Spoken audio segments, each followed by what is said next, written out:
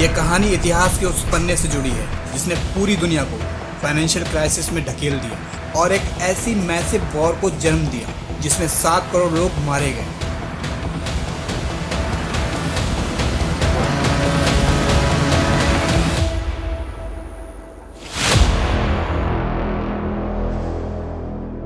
और इस भयानक समय की शुरुआत होती है।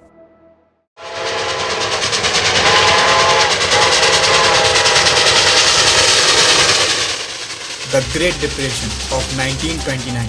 अक्टूबर 1929 में वॉल स्ट्रीट के स्टॉक्स क्रैश कर गए और बड़ी महंगाई का जन्म हुआ। लोगों को जॉब से निकाल दिया गया, लाखों लोग बेघर होने लगे और बैंक्स की सेविंग्स भी खत्म हो गई। अमेरिका में करीब 25% वर्क स्पेस जॉबलेस हो चुके थे।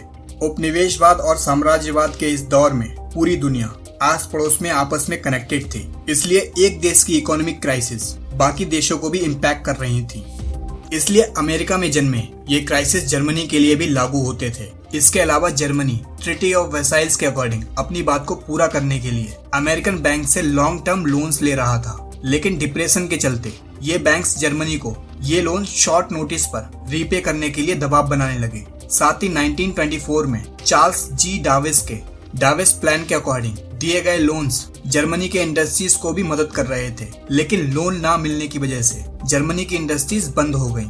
इंडस्ट्रीज के द्वारा प्रोडक्शन आधे से कम हो गया। यही सबसे बड़ी वजह थी अनएम्प्लॉयमेंट की। 1933 में जब हिटलर पावर में आया तब 33% लोग जर्मनी में अनएम्प्लॉयड थे और 1930 से 1933 के बीच बेरोजगारों की संख्या 20 लाख से बढ़कर 61 लाख हो गई। इस समस्या का हल निकालते हुए जर्मनी की गवर्नमेंट ने गवर्नमेंट खर्च बढ़ा दिया, जैसे अनएम्प्लॉयमेंट इंश्योरेंस और फ्रीबीज की शुरुआत की। इसने इकोनॉमिक क्राइसिस को और ज्यादा खराब किया। जंग में जीते देशों द्वारा जर्मनी, इटली और जापान के साथ हुए ट्रीटमेंट्स और ग्रेट डिप्रेशन जैसे कारणों का एक क्लियर पॉलिटिकल एप्लीकेशन था, जो कि वर्ल्ड वॉर 2 का सबसे इम्पोर्टेंट कारण बना। ये कारण थे फासिज्म और नाजिज्म का उदय। Rise of fascism and nazism. इन परेशानियों के चलते यूरोप में सर्वसत्तावाद और तानाशाहियों का उदय हुआ। एक्सट्रीमिस्ट आइडियाज लोगों को पसंद आने लगे और अल्ट्रा नेशनलिस्ट, मिलिट्रियास्टिक और टोटलिटेरियनिज्म आइडियोलॉजीज अपने पैर पसारने लगे। इटली में इसका नाम फारसीवाद और जर्मनी में इसका नाम नाजीवाद के नाम से जाना गया। इन आइडियोलॉजीज ने डेमोक्रेसी के खिलाफ बड़े प्रोपेगेंडा चलाए और उसे जड़ से खत्म करने की बात की। इटालियंस भी ट्रीटी ऑफ वर्साइल्स पर नाराज थे, क्योंकि यूके, फ्रांस और यूएसए ने इटली पर विश्व युद्ध के बाद ध्यान नहीं दिया। पुराने सीक्रेट नेगोशिएशन में अलाइड पावर द्वारा इटली को प्रॉमिस किए गए लैंड्स उन्हें नहीं मिले। ऊपर से इटली बड़े इकोनॉमिक क्राइसिस और कर्ज में डूबा हुआ था, इसलिए वहां कई बार राजनीतिक गर्मा गर्मी भी हुई और 1922 में बेनिटो मुसोलिनी ने दुनिया की पहली फासिज्म डिक्टेटरशिप को बनाया। ऐसा ही कुछ जर्मनी में भी घटा, जो कि हिटलर के नाजिज्म का स्वागत करने के लिए तैयार था। जैसे ही अडोल्फ हिटलर ने अपने उत्तेजित भाषण देने शुरू किए, परेशानियों से भड़की जनता ने उसे अपना मसीहा बना लिया। ऊपर से ग्रेट डिप्रेशन की वजह से जर्मनी के लोगों का विश्वास जर्मनी की करंट की गवर्नमेंट से खत्म हो गया था।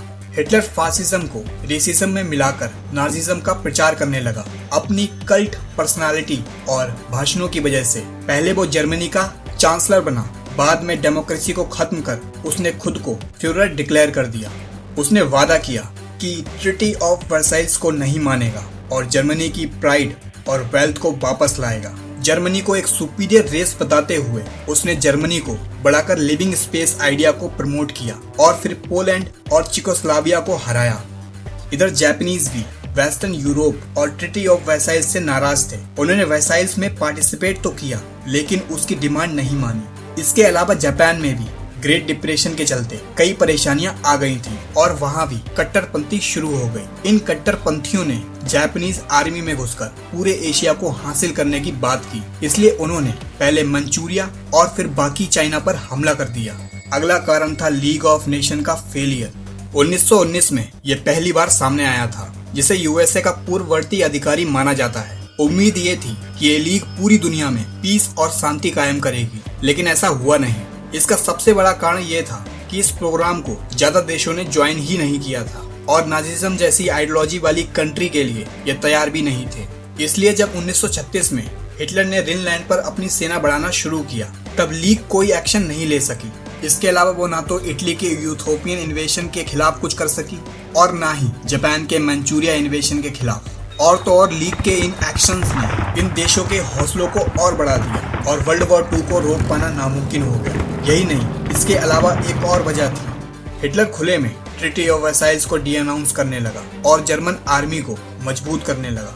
लेकिन ब्रिटेन और फ्रांस हिटलर को सोवियत के खिलाफ इस्तेमाल करना चाहते थे, इसलिए उन्होंने हिटलर के खिलाफ कोई एक्शन नहीं लिया। अलाइड पावर अपने फायदे के चलते वो एकजुट नहीं हुए। यही सबसे बड़ी ट्रेजेडी साबित होने वाली थी। अगर ये शुरू से ही जर्मनी पर पाबंदी रखते तो हिटलर इतना पावरफुल नहीं हो पाता और वर्ल्ड वॉर 2 को रोका जा सकता था। अपीजमेंट का एग्जाम्पल 1938 का म्यूनिख एग्रीमेंट था। इस एग्रीमेंट के अकॉर्डिंग ब्रिटेन और फ्रांस ने जर्मनी के चेकोस्लोवाकिया के जर्मन डोमिनेटेड इलाकों को अपने कब्जे में लाने की खुली छूट दे दी थी। जर्मनी ने हिटलर ने इस एग्रीमेंट को एग्री किया कि इसके अलावा वो किसी और इलाके या देश पर नजर नहीं डालेगा। लेकिन होना क्या था, हिटलर के बारे में तो सभी जानते हैं, ऐसा हुआ ही नहीं। मार्च 1939 में हिटलर ने अपना वादा तोड़ पूरे इलाके को अपने कब्जे में कर लिया। फिर भी ना तो फ्रांस ने और ना ही ब्रिटेन ने उसके खिलाफ कोई एक्शन लिया। ये अपीजमेंट वाला खेल सिर्फ फ्रांस ब्रिटेन ने ही नहीं खेला, बल्कि हिटलर के ही जैसे आइडियोलॉजी रखने वाली सोवियत संघ ने भी खेला। पोलैंड को कैप्चर करने के एक हफ्ते पहले सोवियत संघ और नाजीज्म ने मोलोटोव रिबेंट्रॉप पैक्ट साइन किया। इस पैक्ट ने हिटलर की हिम्मत को और ज्यादा बढ़ा दिया। ऑफिशियली और पब्लिकली ये एग्रीमेंट नॉन एग्रेसिव एग्रीमेंट था, पर बाद में पता चला कि उसके कई सीक्रेट प्रोटोकॉल्स भी थी। ये प्रोटोकॉल्स ही पहले जर्मनी के पोलैंड आक्रमण का आधार बना और फिर 17 सितंबर को हुए सोवियत इन्वेशन ऑफ पोलैंड का। वैसे ये दोनों ही वैचारिक रूप से एक दूसरे के विरोधी थे, लेकिन इन दोनों के एम्स और गोल्स एक ही थे। इसलिए इन्होंने सीक्रेट प्रोटोकॉल्स के अकॉर्डिंग ईस्टर्न यूरोप में अपने पैर पसार लिए। इसी के चलते पश्चिमी पोलैंड जर्मन के कंट्रोल में और पूर्वी पोलैंड सोवियत के कंट्रोल में आ गया। यही नहीं, सोवियत तो 2 साल तक खुद वॉर में आया ही नहीं और हिटलर के खिलाफ कोई एक्शन नहीं लिया, बल्कि खुद की सीमाओं को सुरक्षित करने के लिए वो भी फिनलैंड और बाकी के ईस्टर्न यूरोप के बाकी देशों पर आक्रमण करता रहा। लेकिन हिटलर की सनक का शिकार वो भी हुआ। 22 जून 1941 में हिटलर ने ईस्टर्न फ्रंट को खोलते हुए सोवियत पर आक्रमण कर दिया और तब जाकर सोवियत की जंग में एंट्री हुई। वैसे ये हिटलर की सबसे बड़ी गलती साबित होने वाली थी। अगर ब्रिटेन, फ्रांस और सोवियत पहले ही हिटलर को रोक देते तो शायद हिटलर ये आक्रमण करने की सोच भी नहीं पाता और शायद यह इतिहास की सबसे बड़ी जंग होती ही नहीं।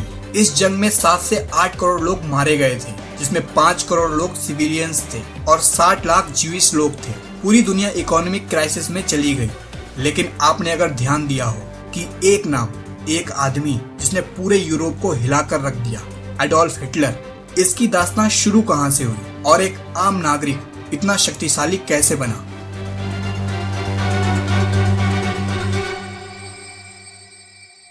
मिलते हैं नेक्स्ट वीडियो में।